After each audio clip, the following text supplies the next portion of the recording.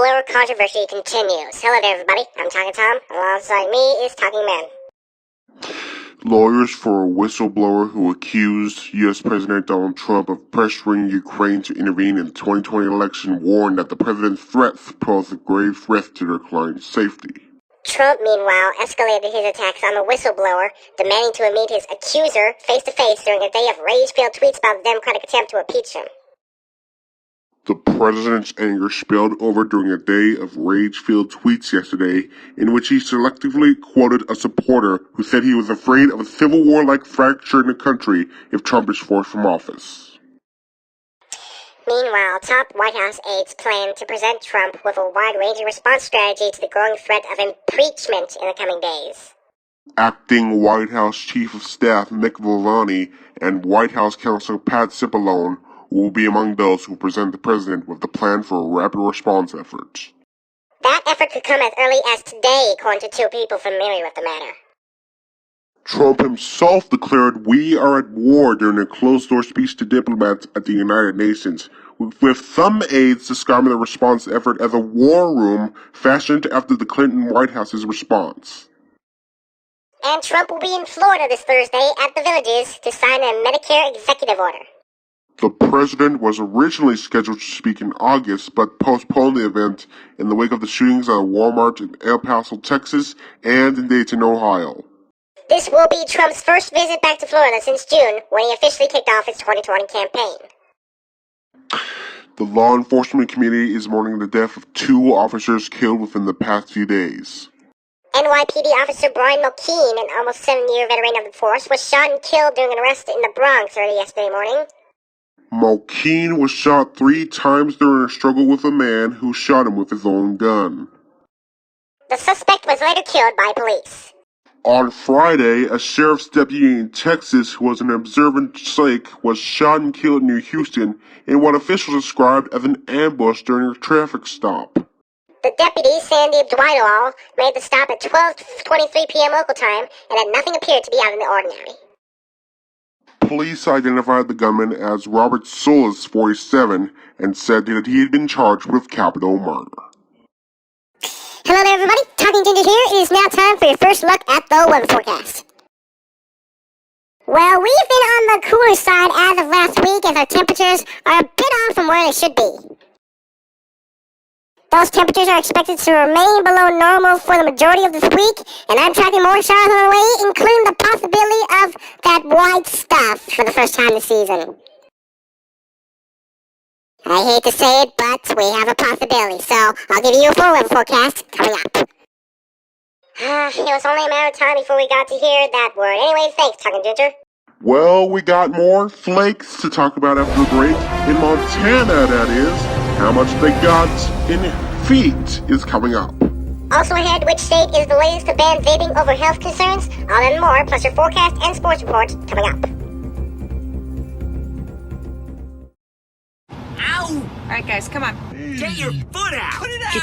Get your foot off of him. Quit it! Hey, watch it! Hey, stop! Ow! Cut it out! I'm not doing anything. Ow, quit it! Okay, do I have to break you guys apart? He started it! Stop it! You Alright. stop. Stop it! Guys, come on. Stop touching me! Okay, that's it! If you don't stop, I will eat all of you alive right now.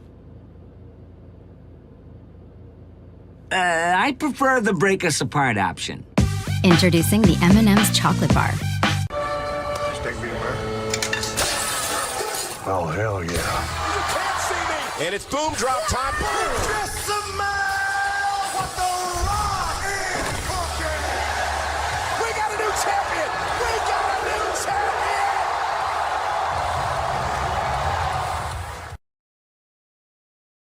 Welcome back.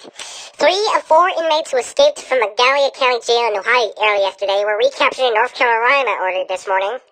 Gallia County Sheriff Matt Champlin said yesterday that the 4 inmates overpowered 2 female corrections officers with a homemade weapon and made their escape at 12:14 a.m.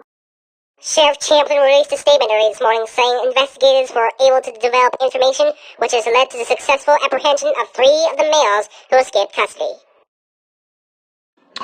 In an effort to prevent young people from getting hooked on tobacco and nicotine, Maryland is raising the age to buy cigarettes, cigars, and vaping products to 21 effective tomorrow. Under this new law, the minimum age for buying tobacco and nicotine products jumps from 18 to 21. The only exception is for members of the military who can still buy at age 18. The only concession to that is that they must show their military identification, one that anti-smoking advocates made to get the law passed. An estimated 255,000 Marylanders who are 18, 19, or 20 years will now be barred from buying tobacco products and electronic cigarettes, such as the popular Juul devices. Well, kids in Browning, Montana were gifted with a rare September snow day today after a historically early winter storm pounding parts of the West dumped 4 feet of snow on the town. Barely a week after the end of summer, snow swept across parts of California, Oregon, Washington, Montana, Idaho, Nevada, and Utah. The National Weather Service says temperatures in some areas were dropping as much as 30 degrees below normal. Montana got the worst of it. Great Falls, which normally sees less than 2 inches of snow in September, was blasted with a 2-day snow total of 19.3 inches.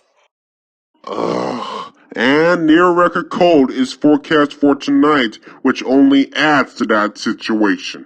Well, winter looks like it's gonna be creeping on us real bad here, which reminds us, it's time for the weather forecast with Talking Ginger.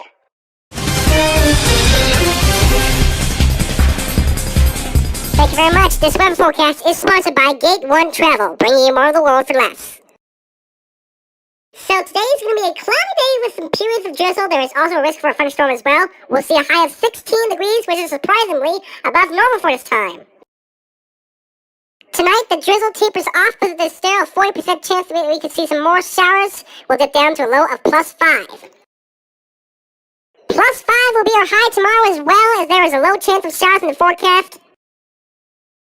And oddly enough, +5 will be our low tomorrow, and then from there, I'm tracking some showers in the forecast, but no snow, because the data where I get it from has been updated to throw out the possibility of that white stuff. So you can hold on to that winter jacket for a few more weeks. Anyways, on to your sports reports.